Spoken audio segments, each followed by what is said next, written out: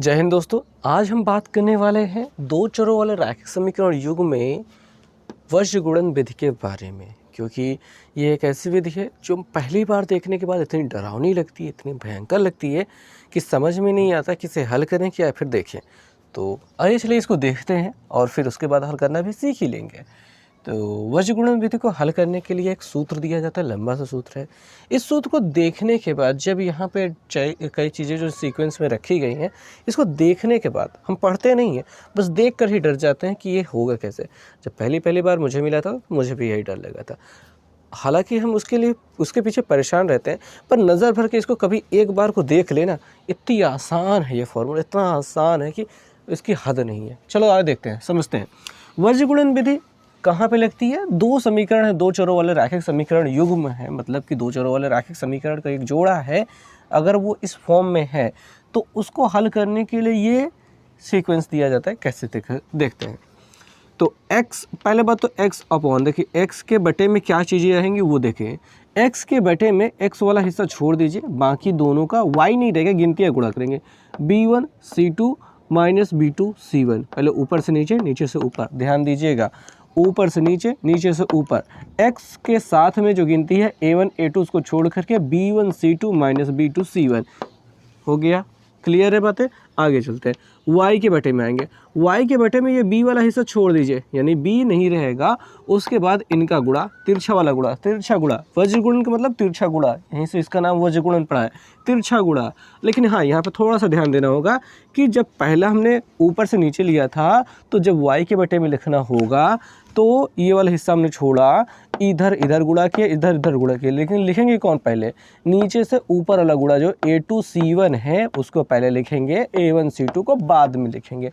ये ध्यान दिया। उसके बाद यहाँ पे कोई गिनती x y तो है नहीं, तो एक बटे क्या रखना होगा? ये वाला हिस्सा छोड़ दो। अब क्या है? इसको छोड़ने के बाद वज्र गुणन करो, तिरछा गुणा करो, a1 b2 और a2 b1, तिरछा गुणा कर लिया। अब यहाँ पे ध्यान देना वाली बात ये है कि ऊपर से नीचे वाला पहले लिखेंगे, a1 b2 लिखेंगे, फिर a2 b1 लिखेंगे। ध्यान से समझ में आ गया ना? ठीक है, एक बार फिर से रिपीट करते हैं, बात को समझते हैं। x के बटे में इनका तिरछा गुणा करके रखा जाएगा। पहले किसको रखा जाएगा? b1 c2 को, फिर b2 c1 को। y के बटे में यही सेम चीज़ का उल्टा, पहले हम ऊपर से नीचे वाला जो हम अभी तक याद करते आ रहे हैं, ऊपर से नीचे वाला नहीं, पहले नीचे से ऊपर वाला, यानी a2 c1 minus a1 c2 रखेंगे। फिर c के बटे, यानी c मतलब कि c वाला छोड़ के एक के बटे में क्या रखेंगे? a1 b2 minus a2 b1। ठीक है, समझ में आ गया? याद हो गया ना? ऐसे करके आप इसको याद कर सकते हैं। किताब में एक और तरीका दिया है, बेहतरीन तरीका दिया गया है, उसको आइए समझते हैं। तो कैसे रखना होगा? देखिए, x के बटे में क्या आएगा? x के बटे में हमने बताया कि इसको छोड़ देना है, x के बटे में a वाला छोड़ देना है, b से शुरू करना है। तो हम b1, उसके बाद c1, फिर a1, फिर b1, वापस वहीं पे फिर पहुंच गए। और यहाँ पे b2 c2 a2 b2, ये जो दिया गया है तरीका आपकी किताब में दिया है याद करने का। हमने जो तरीका बताया, अगर वो आपको याद रहता है तो आप वैसे करेंगे, नहीं याद रहता है तो ये वाला सीख लीजिए। आपकी किताब में भी ये दिया गया है, यहाँ पे y, यहाँ पे 1। अब x के बटे में क्या होगा? इसका गुणा b1 c2 minus b2 c1। ठीक है, b1 c2 minus b2 c1 ये लिखा गया है। ओके, आगे बात को बढ़ाते हैं। y के बटे में क्या होगा? c1 a2 या फिर a2 c1। ठीक है, into c2 a1 या फिर a1 c2, जैसा वही सेम चीज़ है, गुणा करके लिखा गया है। यहाँ पे इस क्रम में रखने से होता ये है कि यहाँ पे गलतियाँ नहीं होती। मतलब इसको हमको ये नहीं सोचना होता है कि हम ऊपर वाला नीचे ले कि नीचे वाला ऊपर ले, हमको ऊपर से नीचे वाला पहले लिखना है, नीचे से ऊपर वाला बाद में लिखना है, इस तरीके में। ठीक है, और फिर a1 b2 minus a2 b1, ये हो गया। आपका ये तरीका किताब में दिया गया है। हालांकि इस तरीके को याद करने के लिए या फिर इस तरीके से सूत्र को लिखने के लिए आपको इस सीक्वेंस को लिखना ज़रूरी हो जाता है। अगर उसको लिखते हैं तब ये आपको अच्छे तरीके से याद हो जाएगा या फिर लिख पाएंगे, नहीं तो मेरे तरीके से आप कीजिए और आपका ये बिना इसको लिखे हुए आप पूरा लिख पाएंगे। और मैं अपने तरीके से जब करता हूँ तो मुझे ये लिखने की या फिर सूत्र लिखने की भी ज़रूरत नहीं पड़ती। क्वेश्चन डायरेक्टली देख करके हम आंसर तक पहुँच सकते हैं। चलिए क्वेश्चन को करके दिखाते हैं। तो चलिए इन प्रश्नों को हल करते हैं। बताते हैं हम आपको कि ये प्रश्नावली 3.4 है अध्ययन की किताब से। पहला वाला क्वेश्चन है जहाँ पे 4 क्वेश्चन टोटली दिए जाते हैं, 1 2 3 4, चौथा आपको दिखाई नहीं दे रहा है। पहले क्वेश्चन को चलिए हल कर लेते हैं, उसके बाद समझते चलते हैं, फिर यहाँ पर चौथे क्वेश्चन तक पूरा हल करेंगे। चलिए आइए देखते हैं। पहला क्वेश्चन को हम देखेंगे भैया, 4x + 6y = 5 दिया है। 5 को इधर उठा लाओ, ठीक है। पहला क्वेश्चन हम यहाँ पे कर रहे हैं तो अपन 4x + 6y पाएंगे और -5 हो जाएगा बराबर 0। उधर +5 है, इधर आने के बाद -5 हो जाएगा, क्योंकि हमको ax + by + c मतलब a1x + b1y + c1 बराबर 0 के फॉर्म में इसको चेंज करना था। इसको बदलते हैं। देखो भाई क्या दिखाई देगा, 2x + 9y - 3 = 0। अब बिना फार्मूला लिखे हुए हम यहाँ पे करने वाले हैं, क्योंकि फार्मूला का मैंने ऐसा तरीका आपको बताया है, समझाया है कि वो याद हो गया। आइए बिना फार्मूला लिखे, हमको x अपॉन लिखना होता है, तो x वाली चीज़ छोड़ा हमने। 6 गुणते -3 लिखा, 6 गुणते -3 लिखा, माइनस लगाया, 9 गुणते -5 लिखा, 9 गुणते -5 लिखा। ये x के बटे वाला हो गया, काम खत्म, बराबर y के बटे में आ जाते हैं। y वाला हिस्सा छोड़ दो। 4 गुणते 3 लिखने से पहले हमको 2 गुणते -5 लिखना होगा, क्योंकि हमने बताया था यहाँ पे थोड़ा सा उल्टा चलता है। तो y वाला हिस्सा हमने छोड़ा, 2 गुणते -5 लिखा, 2 गुणते -5 लिखा, माइनस लगाया, 4 गुणते -3 लिखा, 4 गुणते -3 लिखा। यही हमको ध्यान देना होता है, बराबर 1 के बटे का मतलब ये वाला हिस्सा जो है छोड़ दीजिए, इसको गायब कर दीजिए, इसको ना देखिए। 4 गुणते 9, पहले ऊपर से नीचे वाला 4 गुणते 9 आएगा, -2 गुणते 6 आएगा, 2 गुणते 6 आएगा। ये सीक्वेंस आपको समझ में आ गया। बिना फॉर्मूला देखे हुए हमने इसको देख करके इसको लिखा है, क्योंकि हमें तरीका पता है। आइए बात को आगे बढ़ाते हैं। x के बटे में छात्रिक 18 -18 हो जाएगा, और यहाँ पे 5 9 45, माइनस से हो जाएगा प्लस 45 मिल जाएगा, बराबर y के बटे में क्या आ रहा है, 5 दूनी ये 10, -10 आ रहा है। यहाँ पे 4 तिहाई 12, यहाँ पे देखेंगे माइनस को गुणा प्लस हो जाएगा, +12 बराबर 1/9 चौक 36 होता है, हमने लिख लिया है। यहाँ पे 6 दूनी 12 होता है, हमने लिख लिया है। 45 में 18 घटाएंगे, यहाँ पे x से बटे मिल रहा है तो घटाना करना है। देखते हैं, 15 में से 8 गया, यहाँ से लिए 15, 15 में से 8 गया 7 होता है, 3 में से 1 गया तो क्या मिल जाएगा, 2 मिल जाएगा। यहाँ पे हमको 27 मिल गया है, बराबर आते हैं 12 में से 10 गया 2 बच जाएगा, y/2 बराबर 36 में 12 को घटाएंगे, 1/6 में से 2 गया 4 हो जाएगा, 3 में से 1 गया 2 हो जाएगा, 24। अब देखो भाई इस प्रश्न को हल कैसे करना है, एकदम अंतिम चरण वाला काम। x/27 को 1/24 के बराबर किया जाएगा। x/27 को बराबर किया 1/24 के साथ में 27 को ऊपर भेज दिया तो क्या मिल गया, x बराबर 27/24 मिल गया। 3 से कट रहा है, 3 और 24, 3 9 27 होता है। तो 9/8 किसकी वैल्यू मिल गई, ये x की वैल्यू मिल गई। चलिए इसको इसके बराबर करते हैं। y/2 बराबर 1/24 किया, 2 को ऊपर भेजेंगे तो क्या बन जाएगा, y बराबर बन जाएगा 2/24। काटने के बाद आपको क्या दिखाई देता है, 12 दिखाई दे रहा है, 1/12 हो गया दूसरा उत्तर। x और y की वैल्यू मिल चुकी है, यही आपका आंसर है। थोड़ा अच्छा दिखाई देना चाहिए ये, क्यों। तो दोस्तों दूसरा जो प्रश्न हम देखते हैं वो यहाँ पे लिखा हुआ है। दूसरा प्रश्न, इसका जो सही क्रम की अगर बात करेंगे तो वो पहले से ही क्रम में है, अब उसको बराबर के इस पार लाने की कोई ज़रूरत है नहीं, वो पहले से दिया गया है। तो उतार लेते हैं हम इसको। 5x + 4y - 4 = 0 लिख लिया है। x - 12y - 20 = 0 दिया गया है, ठीक है। इसको फॉर्मूले पे रखना है। उससे पहले आप देख लीजिए, ये जो तीसरा वाला क्वेश्चन है सेम टू सेम वही काम है, प्लस माइनस थोड़ा सा चेंज हुआ है, मतलब काम तो यही है। जो काम इसमें करने वाले हैं वही काम आप इसमें कर लीजिएगा, ये हो जाएगा। मैं चौथे प्रश्न को आपको ज़रूर बताऊंगा। फिलहाल आप याद रखिएगा कि ये वाला क्वेश्चन मैं नहीं बताने वाला, वो बिल्कुल ऐसा ही है। ध्यान से देखिए, आप खुद करने की कोशिश कीजिए, और नहीं आया तो फिर बताइएगा कैसे नहीं आएगा। बस सिंपल सा तरीका यार, इतना आसान तरीका, वज्र गुणन विधि तो है। अच्छा ये एक बात याद रखना, क्लास में इसे पढ़ाने के बाद जब मैंने वज्रगुणन विधि नहीं बताई थी और शुरू करने वाले थे तो बच्चों ने कहा था सर ये बहुत मुश्किल है, और जब बता दिए ना कह रहे सर बाकी दोनों विधियों से ज़्यादा आसान है ये। बताने के बाद ये देखने के बाद, क्योंकि ये आसान है भाई, देखो ध्यान से, आएगा कहीं नहीं, है कुछ नहीं इसमें। x बटे क्या लिखोगे, x वाला हिस्सा छोड़ा, ये 4 गुणते 20 किया कि नहीं, ये प्लस में ये माइनस में, 4 गुणते 20, 4 गुणते ये -20 है, ठीक है, ध्यान देना माइनस का, माइनस लगाया।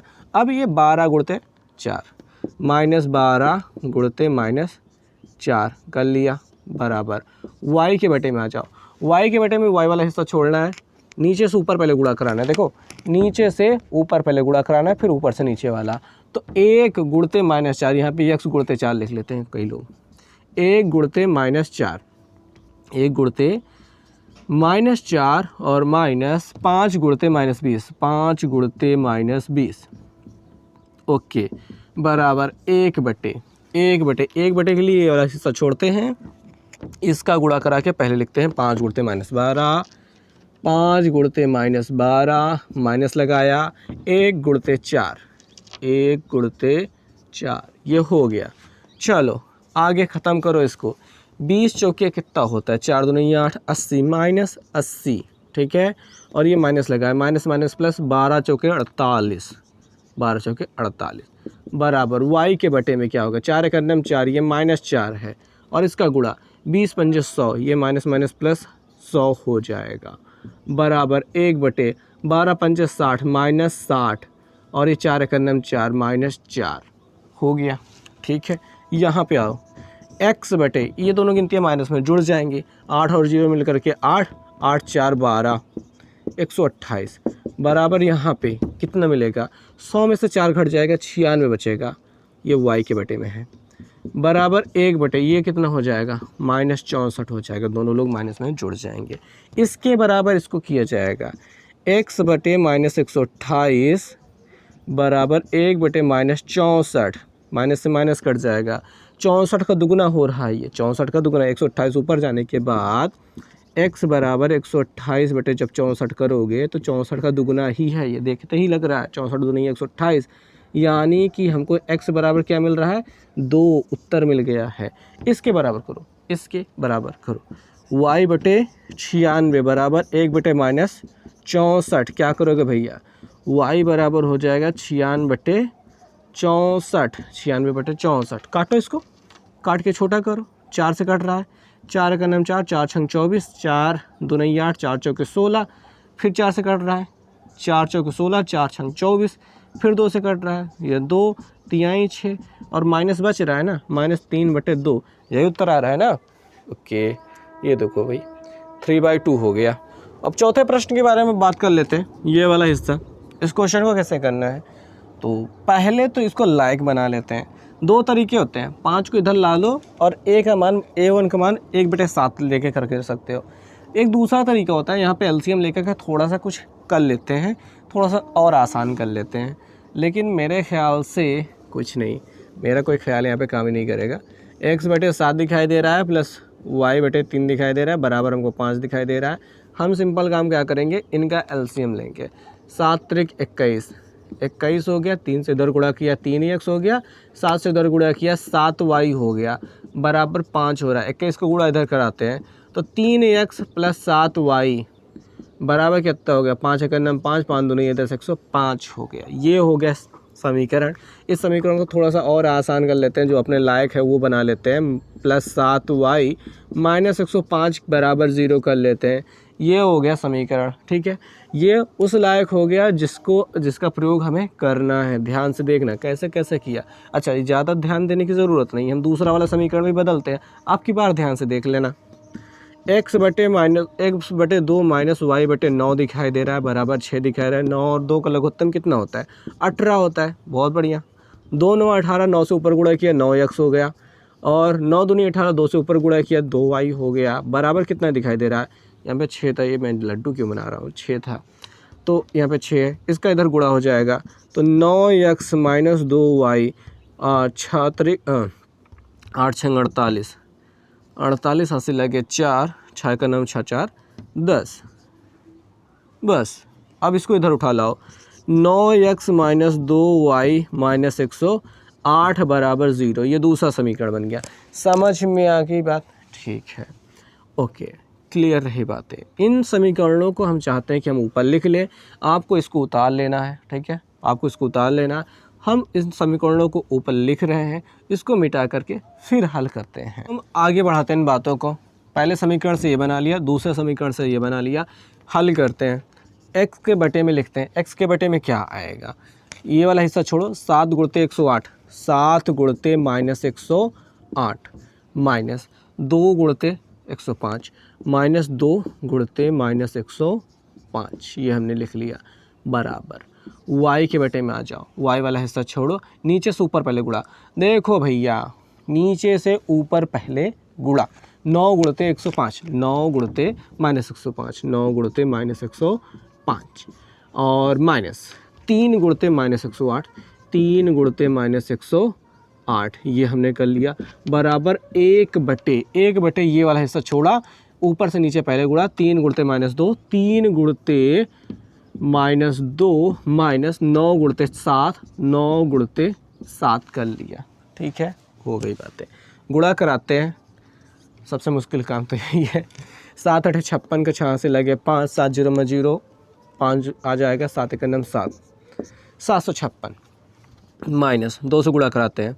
माइनस माइनस पहले अपना ये तो प्लस हो जाएगी, लेकिन ये वाला माइनस तो बचा रहेगा। 2 5 10 के 0 यहाँ से लगे 1, 2 0 में 0 होगा, उसमें 1 आ जाएगा, 2 1 9 2, तो 210 मिल गया है बराबर।